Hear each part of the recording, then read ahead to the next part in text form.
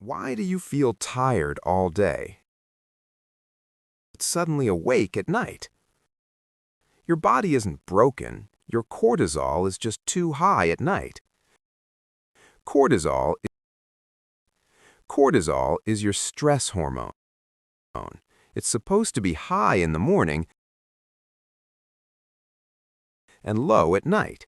But today, screens, stress, and late-night habits keep cortisol high. Blue light blocks melatonin, the hormone that makes you sleepy.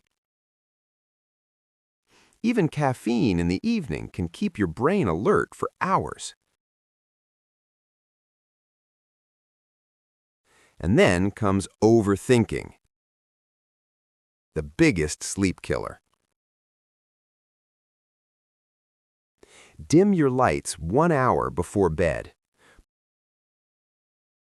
Put your phone away at least 30 minutes before sleep.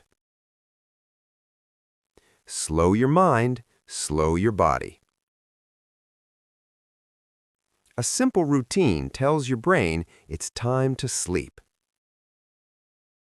When cortisol drops, melatonin rises and deep sleep begins. Fix your nights and you fix your entire life.